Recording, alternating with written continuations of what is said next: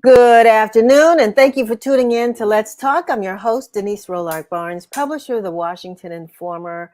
We have some incredible guests for you today, and I am really excited to bring them on to share such a great conversation. I think we're going to have. We're going to have a lot of fun. But we're going to start with professional golfer and Hall of Famer Ray Savoy. He's no stranger to Let's Talk here on Win TV. He's the founder of the Langston Junior Boys and Girls Golf Club. And he's going to talk to us about what's happening with the Boys and Girls Golf Club over at Langston. And I think there's some things that you'll like to hear and find ways that you can help to support what they're doing over there. We have the founder and festival director of the MimosaCity Festival that's coming up soon, Tarrance Taylor, and A. Thomas Lampkin will be joining us as part of our Small Business Month segment to talk about their upcoming festival and the importance of supporting small businesses. And we're going to wrap up this week's broadcast with our lifestyle reporter, Brenda Seiler, talking to director, producer, and cinematographer Parrish Smith, as well as director and comedian Sylvia Traymore, about the Mecca of Comedy that premiered on Amazon Prime, Apple TV, and Tubi on May 10th. And I am really thrilled that my buddy, longtime friend, and the funniest man that I know, the comedy counselor, Andy Evans, will be joining us as well. So we're going to have a great show. Get ready to get your laugh on, your creativity going, and your pride showing, because DC is the Mecca of comedy, and we're going to find out why.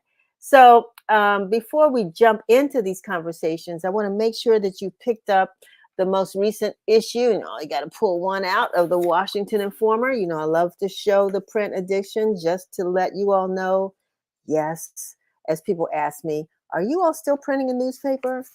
Yes, we are. And the papers are out on the streets today.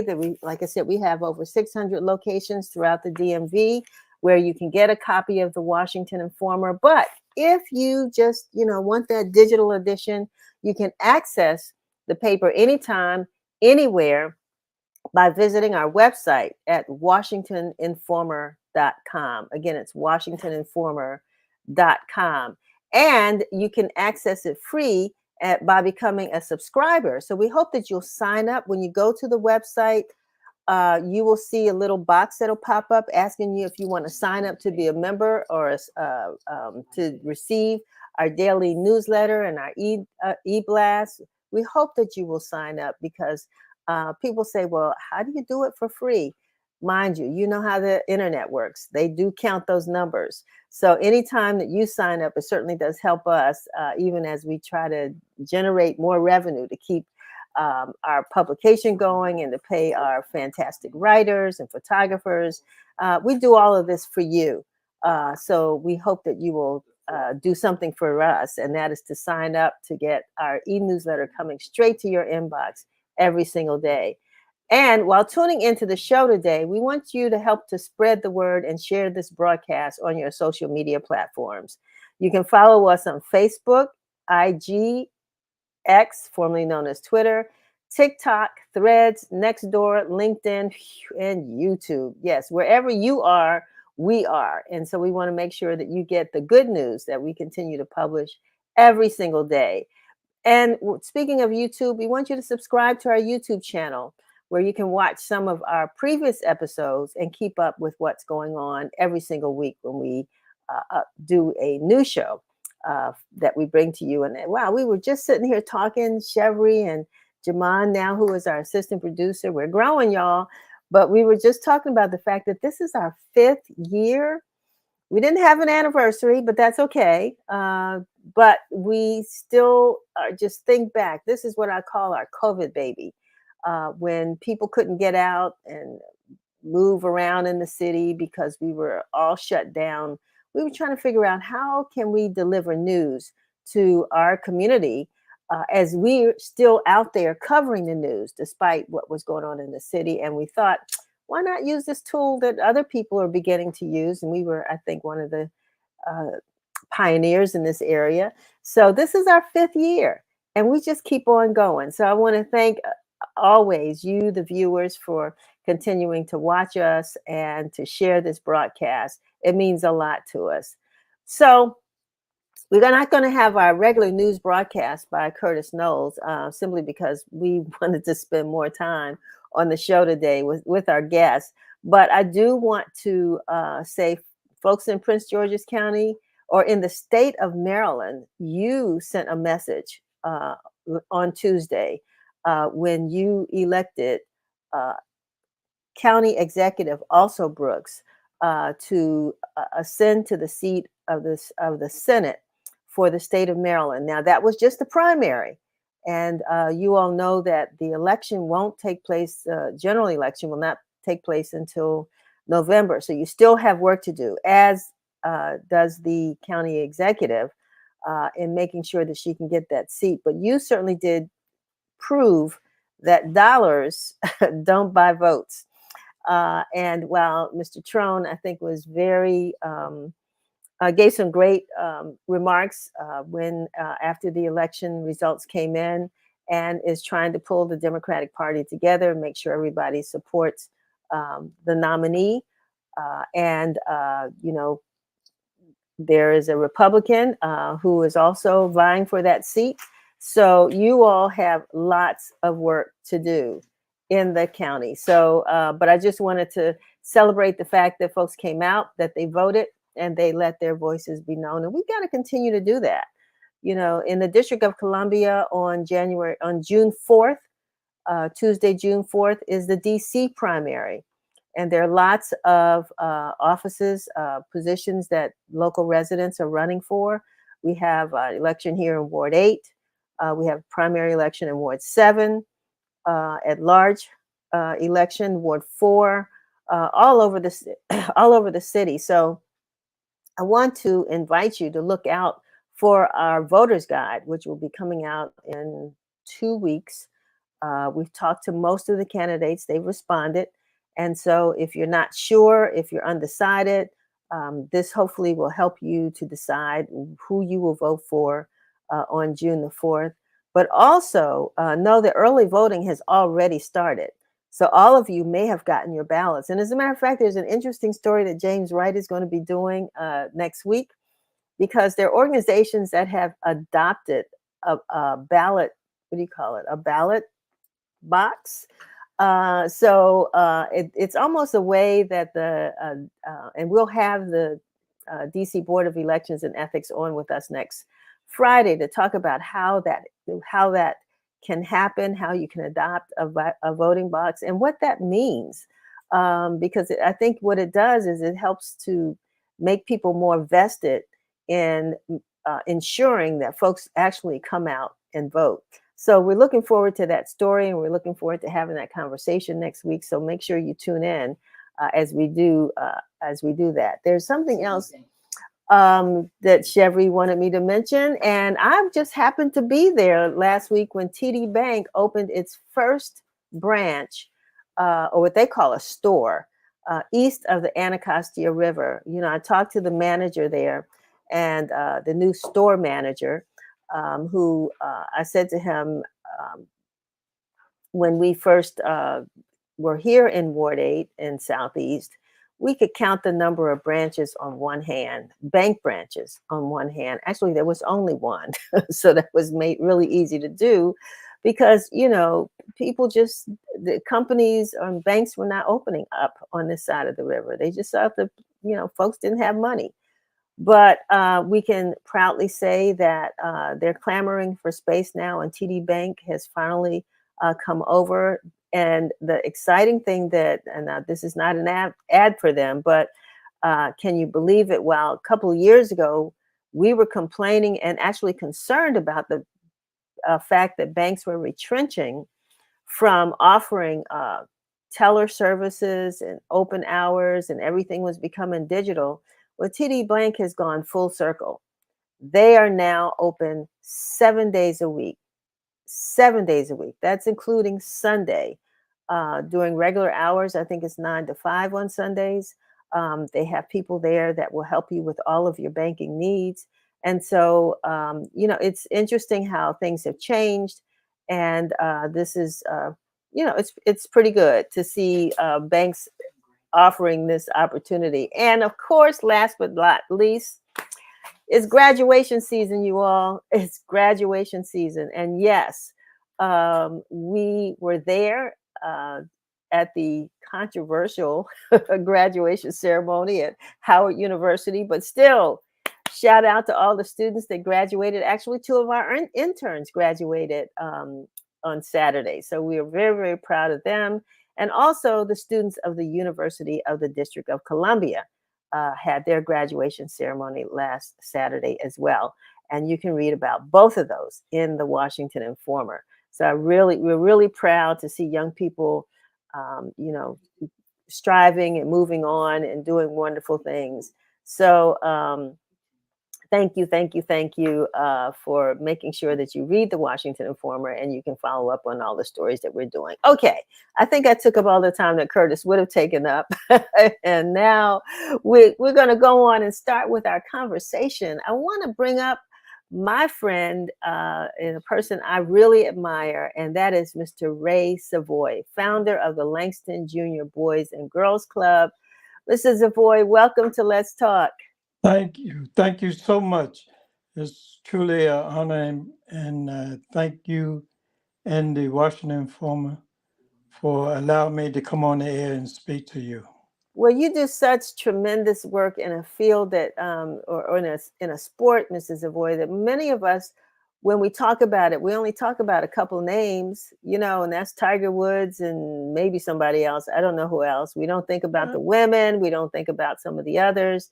And so you are not only helping to sustain a sport for spaces in the sport for African Americans, but you're also bringing up young people. So, our door is always open to you. I really appreciate that. And to get underway, first of all, sending you an invitation to our opening program, June 25th. That's a Tuesday at 10 o'clock, where we have the youngsters there. Then we will have the recipients of our annual scholarship. This year, around 3 to 4 recipients for the scholarship. One great and big item this year, we will be celebrating 35 years of doing junior golf at the historically Black Langston Golf Course. Wow, that's fantastic. Mr. Savoy, is there a number of the number of young folks that have come through your program? Is the number? Yeah, approximately how many young people have you served? We're let's say we're in the thousands. Wow. That have been through the program, and we will be inviting them back. We've been on the phone calling and see if they can come out for the 1 or 2 hours that we're going to be doing this. And it's always been a blessing and privilege of having you there to speak to our young people, and we do have a surprise for you, so don't miss it. Okay. Yes, That's yes. one way to So, make sure that, but I enjoy coming anyway because the young people that I've seen who've gotten the scholarships, and as you said, the ones who have previously gotten them and then come back and talked to the current scholarship recipients are very, very thoughtful.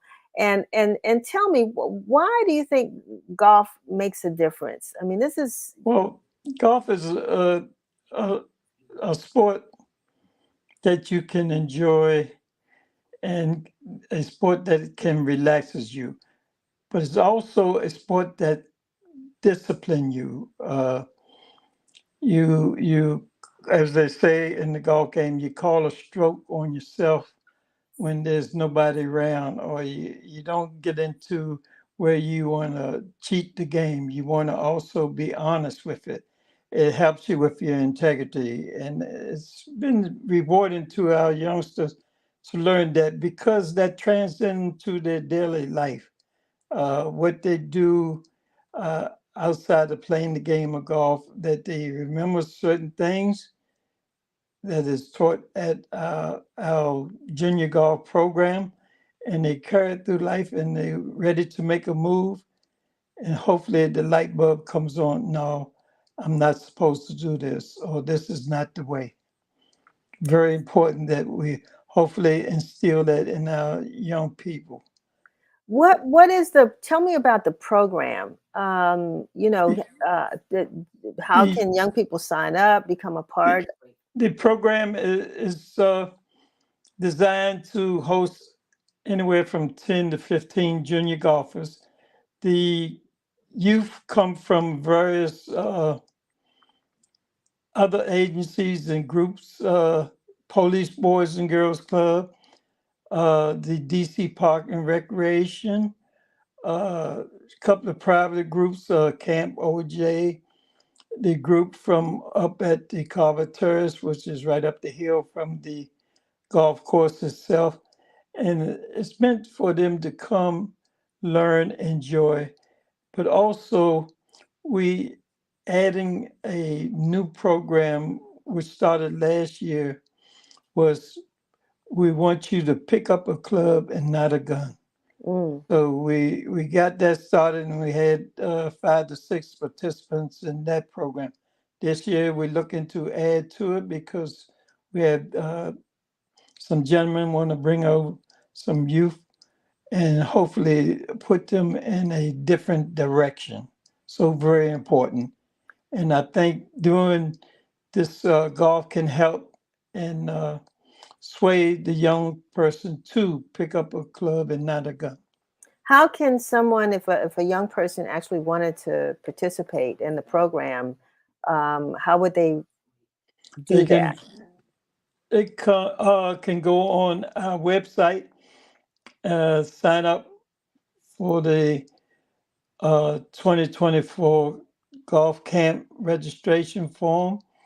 By the way, while they're on there, they can hit that donate button and they can contribute to the progress of the Langston Junior Boys and Girls, where we're able to pass out balls, clubs, shirts, and things of that nature.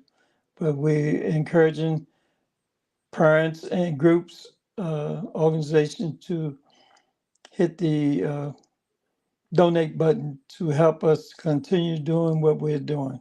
That's one of the things I was going to ask. So I'm glad you brought that up. How is the program funded?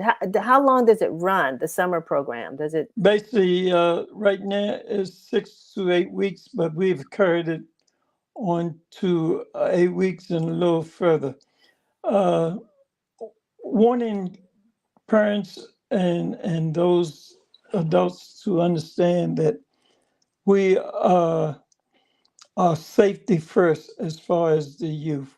Mm-hmm. And if we get a alert from district government that it's too hot, we cannot host the kids outside. However, if we have room on the inside, we can do some studying. We can do something that we learned, I learned years ago, and that is and tell our young people how to learn how to do public speaking. Have them stand up and talk to the other junior golfers in their group to show and develop that skill. Very important in themselves and in life that you had learned to stand up and focus in on what you want to say to a person. I think it's really great that this program is held at Langston. It's right there in the heart of the city, Yes, in Northeast and historic golf um, course. yes. And I mean, what can you tell us about just sort of sustaining the history of Langston? There's some folks that think the course may disappear, but I think it's there for So, good. But tell us about yes, that. yes. About Langston Golf Course, like I say, historically black golf course. Land was donated, given by federal government for blacks back in 1930, I would say 36, 37, developed and then opened up to blacks where they would have a place to play. At one time, blacks were only able to say what they call shag balls or catch the balls and return it to the white people that are hitting and practicing their game. So petition went up and a desire for the blacks to request from Congress land to where they can come and have a place of their own. Uh, Historically, Langston was set up by some gentlemen, the ancient royals, and the story goes that the ladies or wives of these royals, uh, your royals had to let the women form their own club, Mm. which they did. They Hmm. formed the wake robin. If Right, you look right. up the wake robin, they tell you that the men might have had a year or two on them, but they soon caught up, and that has been one of the funniest things going because the men didn't want the women to play with them, but the women said, "Well, we're going to do our own thing," which they did, and it's been something of a history. It's a lot of rich history there. We've had Joe Louis, we have had Mike Tyson, we have had Dionne Warwick when we had some programs there that had tournaments and had entertainment. So we're well known. Unfortunately, Denise, we were not able to get Tiger Woods to come. Well, one day, one day, One day, one day. I'm not giving up, but No, no. we, And the we other thing I like, Mr. Savoy, is that in your camp is it's males and females that males and females, participate. yes, Right, right, yeah, and that are receiving those scholarships as well. yes, yes, they Yeah. are, and it's male and females. And I have to make sure I mention about our certified volunteers, men and ladies, want to come and work with the kids. We certify them uh, under my direction or authority because I do not allow any and everybody just run up and say, "Yeah, I want to do," Right, and right. I haven't did a background on them or anything of that nature. No, when the kids come and we have our certified volunteers, we know that everything is on the up and up, and we got our eye on our youth and making sure that they have a great time and being with us. Well, I'm so glad that you were able to take some time out to talk about the event that's coming up on the 25th at 10 a.m. at Yes. Langston Golf Course. I look forward to seeing you there. I know that I am probably one of your only golf school dropouts. Uh, Well, I still have the club in the back of in the trunk of my car, but well, maybe never too late. Never right. too late. Never too late. I just want to add that we're expecting to have our Congresswoman Eleanor Holmes Norton to come, and this year we want to put it out there for the Oh, chief of nice. police. Yes, Chief Smith. She's Right. been to Langston Good. upon my request, and she says she wants to come back. So yeah, we want to get her involved in it also. So Okay. we do have room for all, really. Wonderful. Well, Mr. Savoy, thank you so very much for being with us today. Look forward to seeing you on the 25th. Of course, we will be covering as well. So, folks Yes, that can't make it, you'll be able to read about it in the Washington Informer. And as he said, push that donate button. yes, Keep this indeed. program alive. Thank All you righty. so much. It's a blessing, and thanks again for you and the Washington Informer for allowing me to come on air. My pleasure. My pleasure. Have a great day. Thank you. You too. Okay, doke. Bye bye. Yeah, yeah. I'm a golf school dropout. Mr. Savoy tried really hard. He says it's relaxing. I found it a little tough, especially with it being hot. But he's a good teacher, so I'm not going to give up if he doesn't give up on me. And maybe we all can meet over there at Langston and do our part to support these kids. Speaking of doing our part, I am really excited to bring on Taylor, founder of Mimosa City Festival, and A. Thomas Lampkin, festival director, to tell us about the Mimosa City Festival that's coming up. Well, I'm gonna let them tell you about when it's coming up and what it's all about. Welcome to Let's Talk. Good afternoon. Hey, how you doing?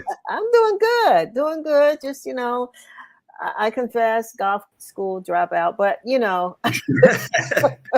Hi, Denise. Thanks for having us. My pleasure, my pleasure. So tell us about the Mimosa City Festival and what it's all about. What inspired you all to do this? Yeah, absolutely. So it actually started about 6 years ago with Mimosa City in general. It was an event that I was looking for, fresh out of college, just looking for something that, connected with my generation and having like a professional space where we can kind of network, have a good time, celebrate your wins with each other. In the mid 2010s era, brunch was just getting really popular, and it was something that I kind of latched on to because at the time it was just like everybody wanted to go to brunch and do something, but there was nothing in Baltimore at the time. So I first started that idea actually in my apartment basement, and just sharing some ideas with some friends, having them over on Friday nights, trying different mimosas, different flavors, Nice. and just catching up and just having conversation. And then eventually it grew to a point where I wanted to actually throw events. And I had the first one in downtown Baltimore in an art studio. Okay. And from there, it's kind of taken off. We've traveled a bunch of different places. We had a bunch of different pop-up events where we celebrated our friends, just celebrated wins in general. We've done Baltimore, DC, New York, Philadelphia, as well as Atlanta and Jamaica. Wow. Nice. Yeah. So like with all the traveling, kind of meeting new friends and family, and having that space, I just felt that it was the right time to expand to the festival market and really tap into like those festival roots. So I reached out to a close friend of mine, Thomas, and he was all on board to be a part of this, and we're making it happen. Well, that's what friends are for, to support your dreams. And so, Thomas, tell us. I mean, what are you doing? How do you support this? Yeah, so when Tarrance gave me the call about being a part of the festival, I was super excited. I have a festival and concert production background. I've worked in live events for over a decade. Started with our partnership at Morgan State. We are both Morgan State University alum, and so I started my live events journey at Morgan. And so I'm just kind of seeing that, because I was going to ask. He said when he was in school, I was trying to figure out, well, now where did you go to school? Yes, so shout out to Morgan State Bears, to the Bears. The true orange and blue. Yes, we rock it all day long. But that's where our partnership started. And so I saw what he's done over the past 6 years, being able to create a community of patrons and attendees who love this brand. And so when he bought the idea of wanting to scale it up to the festival market, I was super excited to be able to help contribute my expertise to his vision to kind of help this thing come to life. So, we're talking about Black Business Month, or Small Business Month. I'm sorry. So how did the business concept, how did that tie in? Yeah. So with the business portion, I actually started a small business, Chase Experiences. So it started out as doing event production and everything like that. But one thing that was very major to me was establishing a community around me.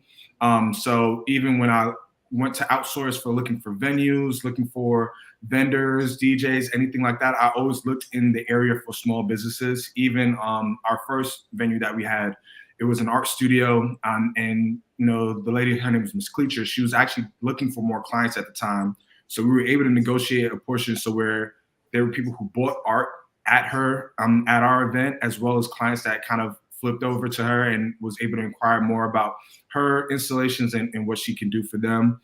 So having that community where we can always lift as we climb and take resources from each other, I thought was just really important. And that's the significance of small businesses, right, Denise? I feel like because of so many ideas happen out of a basement or out of someone's backyard, community is so important because we create these events and then they grow into these large scale productions. And so that's important to invest in small business owners, to invest in community, to barter, to be able to reach across the aisles and network across instead of networking up. The people who we're currently in business with are going to be the next top executives. And so if we continue to create a strong community, 18 million Black Americans went to music festivals last year. So if we can tap into that market as a small business and be able to expound upon that, I think will be a win for all of us. Well, the one thing that's exciting to me is that, I think COVID really helped to prove this, that entrepreneurship, jobs aren't guaranteed, right? And so, we come from an entrepreneurial spirit. Anytime you leave America and go to some other go to the continent of Africa, and you go to the I guess what do you call them? The marketplace. Mm-hmm. I mean, we are entrepreneurs by nature. So the fact that I'm seeing so many more younger people actually exploring entrepreneurship, and now with this, it's even supporting each other, in their endeavors. I'm really excited about what you all are doing. So tell us what's going to happen on, what's the date again? June 8th. June 8th. Okay. Tell us what folks can expect, how they can get involved. Yeah, so June 8th, what you can expect when you arrive on our festival grounds is that I will encourage everyone to purchase a ticket so you can see for sure, but you may or may not be greeted with the mimosa upon entry. We do have a VIP section that'll have some exclusive culinary offerings available, some nice brunch inspired cocktails. For all of our guests, we'll have some photo installations and some interactive interactions for people to take place photos with. We'll have food trucks on site, different vendors. You'll purchase some nice perfume soaps or maybe some nice hand beaded jewelry. We'll have local vendors from up and down 95, the Battle of the Beltway between Baltimore and DC. We'll have a plethora of different small businesses patronizing the festival grounds. And so there's a lot that you can see. We encourage everyone to purchase a ticket on our website so you can know for sure what's going to be on the grounds. And how much is it, if you don't mind me asking? How much are the tickets? Tickets right now are on sale for $100. So okay. $100 will get you in access. Now, if you want a better elevated experience, you could pay a little bit more. That dollar amount is on our website. And the time again, it's from when to when? It's from 12 noon to 9 p.m. To 9 p.m. And so the $100, I mean, it gets you in, it gets you, what are the mimosas that you all are the different flavors? Tarrance talked about that and what you used to do in the basement of your apartment. Mm-hmm. Yeah, so actually we've had a variety of different flavors over the course of time. We've done cranberry apple, we've done raspberry lemonade, peach lemonade. We've done, I can even think of, oof. Who's the mixologist? Yeah, I don't know if that's the right term, but yeah. So we've had a variety of mixologists, bartenders, even some sommeliers over the course of the 6 years. Okay. So who we have for this year is a little bit of a surprise, and I once again just encourage you, get a ticket. As soon as you come, trust me, you'll be greeted with that mimosa and just have a great time and experience with us. Wonderful. It sounds like a great event, and it, are there any? Well, you talked about the woman that had the art store. I mean, that was able to sell art to a broader audience. And is there any other sort of example of businesses who've actually come and grown as a result of participating in this event in the MimosaCity Festival? Yeah, so actually, even just I can think of freelancers, a lot of freelancers that we've worked with. Most notably DJs. I'm myself am a current DJ, so that was something that was important to me, to reach out to freelancers and have them develop their own platform. We've lifted the careers of a variety of different DJs. There's DJ Supreme in Baltimore, DJ Q2Q, DJ Dre, who's now on 92Q. There is J Vibes. There's Puff Gaddy. Mr. J Hill, who's actually in Atlanta and hosts his own Mr. J Hill network. Wow. So we really have tried to make a variety of like people establishing their own platforms and lifting their own, and kind of once again just lift as you climb. Let me ask you before I let you go, because I am curious. We talked about the flavors of the mimosas, but I want to know about the flavors of the audiences. I mean, you've been in all these different cities. Is there anything that distinguishes one city from another, which says this is why we need to go back? Or, are they all pretty much the same? I would say for me, I mean, every city is unique. So I'm originally from Brooklyn, New York. So New York for me is home. But at the same time, Baltimore has been a second home for me. I've been out for 13 years and fell in love with the culture, the ambiance of it. Baltimore is a city. If you love it, it loves you back. And just going across the Northeast between Philadelphia, DC, like we mentioned, that Battle of the Beltway is right there. So it's nothing but a trip down 295, to see the culture of what DC life is like. And even Atlanta, just growing my network and growing to a place where, having friends that have moved to Atlanta, friends that have established their own grounds, and kind of just making sure that we all have our experiences. Like at the end of the day, all these major cities, we all share the same experiences. We all come from the same type of cloth one different way. And it's always interesting to share our unique experiences and also collaborate on things that, are unique to us as a community. Wonderful. And I also would like to add, Denise, I think that the flavors that you will also be able to see is a range of not just shades of people, but also ages of people. What we tried to do with this event is that we've built the brand on the backs of our young adult audience, but now that we're scaling to the festival scene, we would love to expand to, the older audience to be able to Is that why I get to come to the VIP? Listen, we got to class it up. We have to make sure that the older generation teaches the younger generation what class looks like. So we need to be able to have Thank you. That we move this festival into the space that we want to move it into. So you can expect to see a wide range of people that look like us, that don't look like us, that are in the same age range as us, older generation, younger generation, everybody coming together to have a good time. Well, Thomas and Tarrance, one thing I can say about the both of you all is that you're smart. And that's a wonderful thing. I think it's great. It sounds like a great event to come to. I look forward to it. And boy, between golf and the mimosas, boy, I'm going to have a great summer. But thanks for coming and sharing. We certainly do encourage folks to come out. We put the website down there, so that's where they can go and purchase tickets, correct? Absolutely. All righty. Yes. Okie doke. All right. We hope to see you June 8th, Denise. We're gonna be looking for you. I'm just praying that the rain will stop so that we can enjoy our weekends again. So, but I look forward to seeing you. All right. All right. Thank you. Okie doke. Thank you. So now it's my pleasure to bring to the program our lifestyle editor, who I really enjoy watching her interviews, Brenda Seiler, and also two very good friends, I think, who are about to tell us how DC has made the mark on comedy. That's Sylvia Traymore and Andy Evans and Brenda Seiler. So if we can bring them all on right now, I would love to. Hey, Brenda. Hello, everybody. Hey, Hello. Andy. Hey, Sylvia. Hi, y'all. Yeah, we've been talking golf.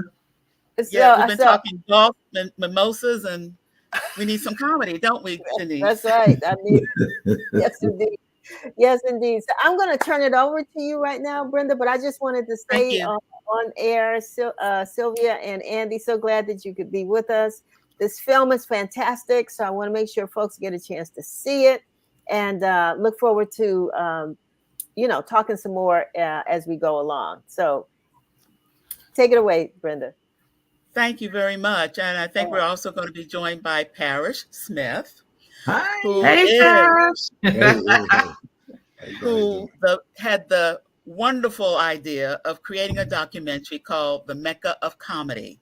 DC is known for a lot of things, but I'm not sure people understand the history of comedy in the DC area. And so Parrish is there in the cap with the P for Parrish. And then we're going to have two, as Bevy Smith says, legendary talents. And that would be Andy Evans and Sylvia Traymore. We thank you all for being here. Parrish, I want to start with you. First of all, the documentary is wonderful. It can be seen on Apple TV, on Prime, and on Tubi. So how did you even get the idea of putting together the history of comedy coming out of the DC area? Well, it's a bit of a story there. So I've known Chris Thomas for a long time, right? I actually hired Chris Thomas to host a show for me that I did in Buffalo, a comedy show. You don't even know this, Sylvia. But my first comedy DVD was called Kingdom Comedy. It was a play on the kings of comedy, and it was about gospel comedy. So Ricky Smiley hosted the show from, it was a DVD we made. So Ricky Smiley was the host, and we had 4 of the comedians. We took the show on the road. First place was Buffalo. And I actually hired Chris Thomas, who I met in the airport, to come host a show for me up in Buffalo. This is like maybe 2008, 2009. So that's how I know Chris Thomas. So fast forward, I was rapping to him when I moved down here back from New York. And I was just talking about all the comedians who I knew from DC. And I knew about 5 or so, like the bigger names, obviously. And he had a whole nother list for me. Andy Evans, Sylvia Traymore Morrison, the Fat Doctor, Greg Judge Poole, Kevin Lee, Robin Montague, everybody. And so I was like, wow, there really is history and depth to this, to this comedy, Washington, D.C. And D.C. isn't it's not a big city. It pales in comparison to New York City, Chicago, L.A., Atlanta. But the amount of talent that is from D.C. is strong. And it's not just about the comedians, but it's also about the comedy clubs and the whole comedy scene from the late 70s through the 80s and into the 90s. And so, once I dug more into it, I was like, wow, and everyone had their own interesting and unique story to tell that I think is unlike, other cities. The common thread is Washington, D.C., right? And keep in mind, these comedians were raised in the 60s, the 70s, and 80s, partially the 80s. So they come from the Chocolate City era, right? Washington, D.C. was, Chocolate City, the capital of Black America at one time. 1970 was 71.1% African American. It's a locus for the Black culture, Black academia, Black activism, and also arts and entertainment. Going down, and that's a long list too, from U Street, back in those days to where it is now today. So from Black Broadway, U Street corridor to where it is now today. So it's just a long history of Black comedians who are trailblazers, who are pioneers, and who have blazed the game when it comes to comedy. Well, we're going to show a clip from the film so people can get a sense of what they will see, because you will want to watch this documentary. So let's roll that clip right now.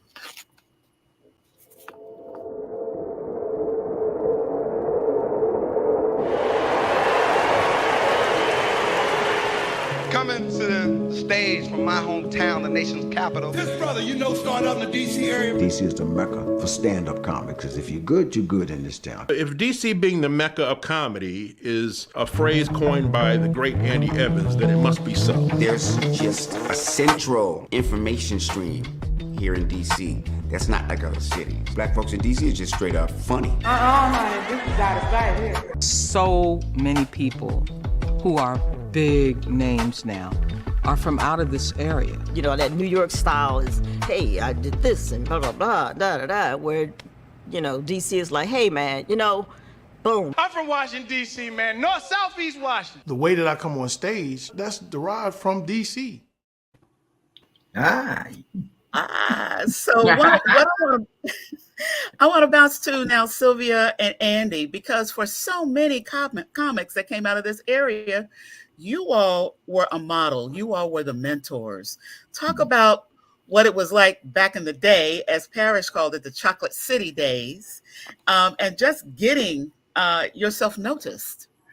Well, it's good sitting here beside Sylvia. Also, Whoopi Goldberg is also part of this conversation. And Whoopi, if she was here, what would she say, Sylvia? Well, okay. First of all, let me just say this. I started comedy right after Sylvia started comedy. And at that time, there was no such thing as an open mic. there was no such thing as a plethora of comedy clubs. Hey, Wendy, come here for a second. Come here. Oh my God. How you doing, Brenda? How you doing? Okay. Well, I'm not a comedian, but for a long time, I thought I was. And then I did think that I did. Now, Whoopi Goldberg has a book out right now. She's on a book tour. So you need to figure out how to leverage Whoopi and to be known as one of the first Black female doing impersonations. That's actually amazing. Brenda, I am the first Black female impersonation in the country. Okay, let's tell the truth. That's right. Let's tell the truth. That is who you are, Miss Sylvia. And we love you for that. And the other thing that I saw in the film that people know is from this area, Tommy Davidson. When he referred to you and he saw what you were doing and figuring out who you were, other people knew who you were. And after he saw you, he realized he needed to step up his game. So that's the way you were teaching. That's the way you were teaching. And thank you, Parrish, for capturing all of those comments. That is amazing. And the other thing that I want to flip this back to Parrish for a moment. You're a cinematographer. You've been in films. You came out of Howard University. Is that correct? So of course, I kind of figured that out with the name of the documentary when you said Mecca. I said that must be a connection back to HU, the real HU, as some people will say. But how did you track down everybody? How did you get them to agree to be interviewed? Because you have some wonderful clips on the website for the movie, The Mecca of Comedy. How did you, I don't know, I feel like it might be like trying to round up cats. How did you get everybody together on this? That was the hard part of everything that we've done for the film. That was probably the most tedious part to it. This film took 4 years to make and complete. So I knew a few people like Chris Thomas. I knew, and Chris Thomas actually was the very first person who I interviewed. And after I interviewed him, he called up Tommy Davidson on the spot, put him on speakerphone, and Tommy Davidson, he said, "Yes, I'll do it," which was great. But then I had to track him down and try to find out when he was available, and that was like a whole year right there. A lot of times it was phone calls I made, emails I made, people didn't know me. So other comedians like Andy and Sylvia had to vouch for me and make phone calls on my behalf. Greg Judge Poole, everyone knows who he is. He called up Teddy Carpenter for me. He called up Donnell for me. And because he's a senior comedian, they agreed to do it. Tony Woods, who we know was a mentor for Chappelle, he called up Wanda. Andy Evans also called up Wanda for me as well. So it was coming from different people. They were hearing it by name from a few different sources. And so that also helps. Ernie called up Tracy Wiggs.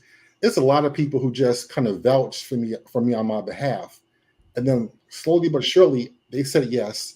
And then I had to track down where they're going to be, because of their tour schedule. So we shot some in New York. We shot some in Philadelphia, DC, Delaware, Virginia. And so that's how it kind of, and also keep in mind too, during this time, it was a tail end of COVID. So some comedians were a bit hesitant to kind of come out and, out and about because of COVID. So that also added some strain to the project. But over time, the more comedians I did who agreed to do it, then it became easier. Well, when he called me, go ahead. When he called me, go ahead, Andy. When I got the word, they told me that Quincy Jones wanted to do a thing. I ain't know nobody named Parrish. I said, Quincy Jones? So I got all excited. No, actually, Parrish was really brilliant. But yes. But if think about this. DC is so brilliant in comedy that Hollywood found Petey Green, and he never left DC. When he became famous and Don Cheadle did his life, it was one of those things where Dewey Hughes told me back in the day that he took Petey Green to LA to do the Johnny Carson show, and Petey sabotaged his own interview because his attitude was he wasn't going to let white people laugh at him as opposed to laughing with him. So he went back to DC and never left DC. So it's amazing that Hollywood and all of these guys like Tommy Davis and Wanda Sykes, Sylvia Traymore, even David Chappelle, when they left DC, they was camera ready. They went from DC to the mainstream. I had a show called The Solar Comedy that we shot out of Howard University. When Martin Lawrence was on that show, that was his first TV show, and that was up at Channel 32, WHMM. When he left DC, he went from there to doing the Martin show and became a legend. So it's something in the water of DC that get guys. We didn't have to go to New York. We didn't have to go around the country. When we left DC, everybody was noticing not only were comics different, but everybody had their own style. That's right. That's right. And I want to, with respect to your question, you asked Parrish, Brenda, his whole movement for me was brilliant on this filming because I toured with Whitney Houston for 23 cities, which was one of the highlights of my career. 23 cities with Whitney Houston. And I'm thinking, oh, they're going to see me with Whitney and everything. And this dude, Parrish, is so sharp, and his eye for what he wants to put in it. He found a tape of me and Muhammad Ali on stage together, me hosting the roast. And I said, I love Whitney, but this overrides everything that I've ever done. I was so honored that Parrish he actually put it up there, and I looked at myself and I said, I was so cute. and that was at the Apollo Theater in New York. So you did a wonderful tease, Sylvia. Thank you for that. And I want to remind our audience who we're talking to and what we're talking about. We are talking about the documentary, The Mecca of Comedy. It's about DC and all the wonderful, wonderful comedy talent that has come from our city. I'm talking to the creator, the producer, the director, Parrish Smith. I'm talking to comedy legends. I'm talking to Sylvia Traymore, and I'm talking to Andy Evans. And so let's get back into one of the things that I heard, which was a wonderful bridge and almost what I feel, Parrish, is the glue. You had people who were not comics talk about the culture of the city, you know, the thing that really pushed us out there. And one of the things that kept coming up, which Sylvia alluded to, was the level of intelligence of Black audiences here, what they have had access to in terms of DC public schools back in the day, the colleges and universities that are here in the DC area, even over towards Baltimore, but also the venues that were giving time and space to showcase.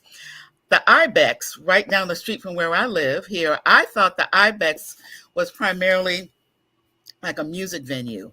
I didn't know about the IBEX being a place where comics had a chance to do their thing. Parrish, talk a little bit about that. So the IBEX was a club that was, from what I was told, very hard to play. You had to come bring it at the IBEX. Catfish Mayfield was the host, the MC at the IBEX. And, you know, he would bring, it was a very tough crowd, similar to the Apollo or what have you, but he would bring up comics. And if you didn't perform, the crowd would let you know that you didn't perform. So it was, you know, it was a very stringent crowd to play. But in addition to the IBEX, you had Garvin's, which is the first premier comedy club. Andy Evans, I believe, was one of the first hosts at Garvin's. You had the Comedy Cafe. You have the Comedy Connection. You have Mr. Henry's, and then you have the IBEX. So these are some of the most premier clubs in Washington, D.C. and the whole DMV area. But the IBEX was probably one of the hardest clubs you had to play within Washington, D.C. That's what I've been told. Everyone who I talked to about this film has always mentioned the IBEX. Even Wanda Sykes, who said she played the IBEX one time, it was one and done. After she played one time, that was it. But that's how tough the crowd was at the IBEX. You know, Brenda, I was going to tell you when you just said about the intelligence of DC audience, when the Howard Theater reopened, they gave Berry Gordy the Lifetime Achievement Award. And he said the first place he sent Motown was Washington, D.C. Not only because of the audience, but they have seen the best of everything. So you couldn't come to DC and be, if you weren't original, everybody knew it. And think about this, Brenda. The Apollo was built in 1935. The Howard Theater was opened in 1910. So all the black acts who couldn't play in white places that came to DC, Howard was home for them. I mean, some of the great comics who came along said that they felt like they was home. When Ella Fitzgerald and them got locked up in other cities because they performed, they could come to DC, and it was like, this is what made DC so great. They had the Howard Theater. So all the great comics of the past that came along during that time, Mantan Moore, Stephen Fletcher, and also was a stand-up comedian. These guys came to the Howard Theater. So we had the place where the great entertainers, jazz, comedy, singers, it was the Howard Theater. And I'll tell you one more thing. If you think about how DC has been able to be in a city where you got politics, the nation's capital always gets the news. It has allowed comedians to be able to be very sophisticated and developing material, because we hear it all the time on the news. And then we could go back and do some inner city hood jokes, but we could also take it to the next level. And I think that's why when comics talk about coming, hey, every comedy show that goes around the country, they got to come to DC first. And a little known Black history fact about the Howard Theater, it preceded the Apollo Theater. Yes. A lot of people don't realize that. So yes, DC was the place where entertainers needed to come.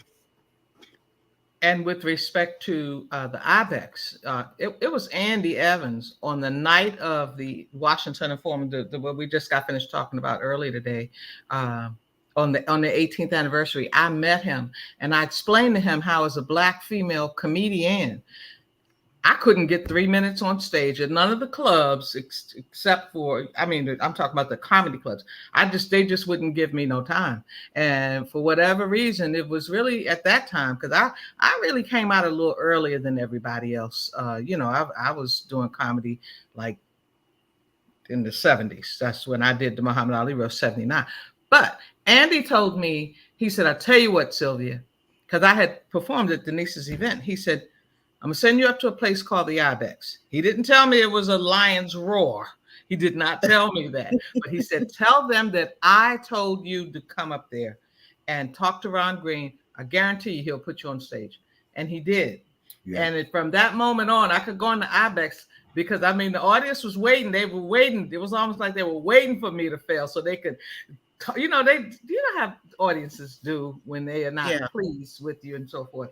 And Ron Green, who ran the IBEX at the time, I could go there anytime I wanted to. It was a BYBB place. Yeah. You could so bring when I your saw own where food. Parrish, I'm sorry, but when I saw where Parrish had included people that weren't comedians, but talked about the DC culture and inserted that, information about the IBEX and so forth.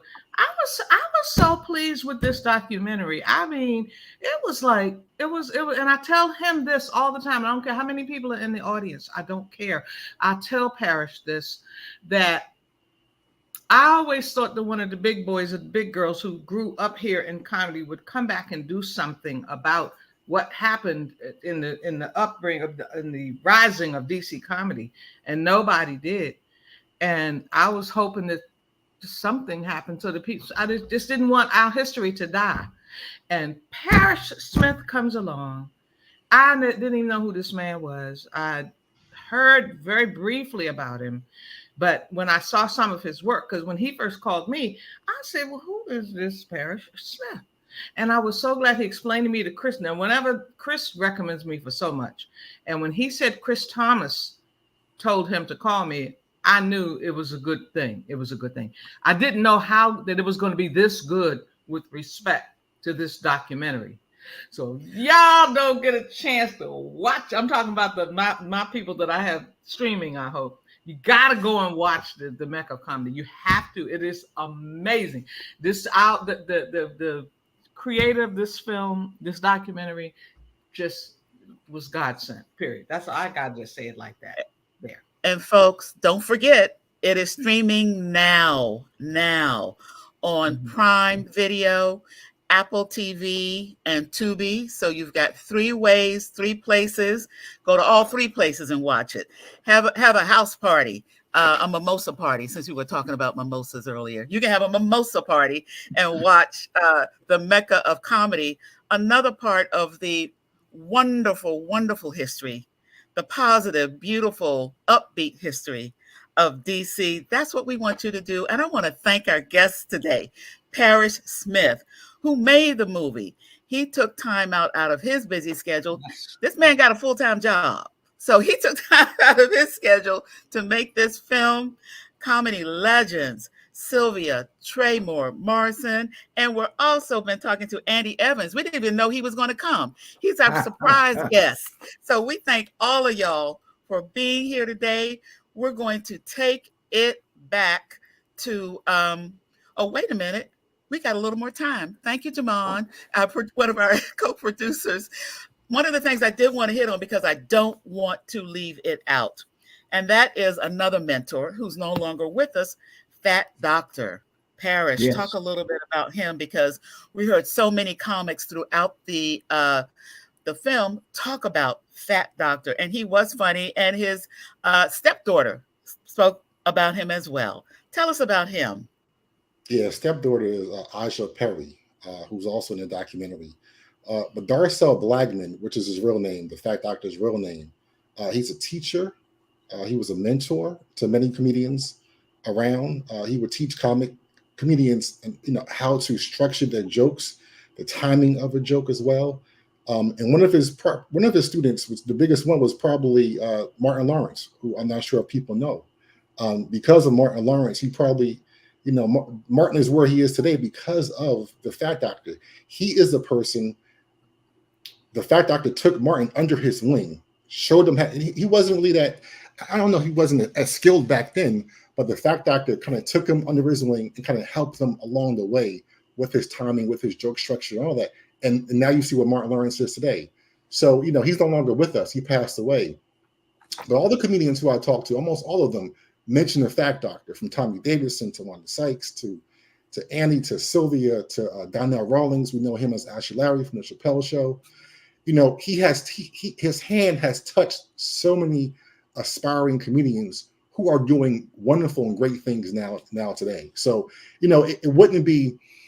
The Fat Doctor is, he's a staple when it comes to DC comedy. And this film, I couldn't make this film without including him and giving him a good amount of time within a documentary. So, we love the Fat Doctor, and we just, adore all of his insight and comedy. And we also can see how comedy can carry you to other places. And I'm thinking about 2 local folks, Joe Claire, who's on Fox News, and also Tony Perkins, who's been on every channel. Yes. Basically.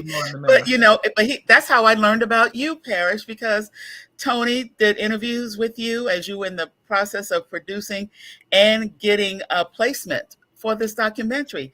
But I also noticed that those 2 gentlemen, when they are doing their thing, they can pivot quickly, because you have to be able to, like when you're performing for an audience, you got to respond to stuff, and that you can make a quick turn and make sure things keep flowing and keep your audience engaged and smiling, just as if you're on stage. So talk about a little bit about these 2 people, Tony Perkins and Joe Claire. Ironically, you mentioned that the original title for the film was called More Than Comedy. It wasn't the Mecca of Comedy first. It was called More Than Comedy because DC comedians they transcend beyond comedy. The comedy is the foundation. You mentioned Tony Perkins, who's a journalist, but he relies on his comedy chops to help him in journalism, his timing.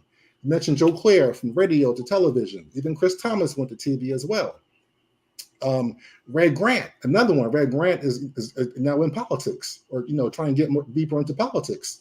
So a lot. You mentioned like Huggy Lowdown, Chris Paul, they're in radio. A lot of these comedians who are from the DC area, have used comedy to where they are today. It was their foundation. So it just wasn't, this film just wasn't a comedy documentary, but it was a show that these comedians who are from Washington, D.C., yes, they're comedians, but they have a bigger foundation to stand on. They're just going further along by using comedy and bringing it with them. And that was the original name of the film, was More Than Comedy. So you're right on message with that. Okay, well, that is so wonderful. And again, folks, this has been so wonderful. I know we can talk like about another hour. What the audience listening to us doesn't know, there was a pre-show. There was a pre-show with all the guests that were on Let's Talk today. So sorry you missed the pre-show, but we're happy that you're a part of us today. Again, the documentary that is out now, that is streaming now, is called The Mecca of Comedy. It is about the comedy roots that come out of Washington, D.C. area, folks that you are familiar with, some folks that you need to become familiar with. And it is now streaming. It's now streaming on Apple TV, Prime Video, Tubi. Just sit back and relax and watch it over and over again, like Sylvia watches it morning, noon, and night. You need to watch it all the time, because it's part. If you think you're gonna call yourself being somebody from DC, you ain't until you watch this film. So please watch the movie, support it. Thank you, Parrish Smith. Thank you so much, Sylvia Traymore Morrison, and thank you for our surprise guest, Andy Evans. Thank you. We will be the godfather of DC comedy. The godfather of DC comedy. Right now, you hear that? Because we're looking how we can engage them in something coming up special for the Washington Informer.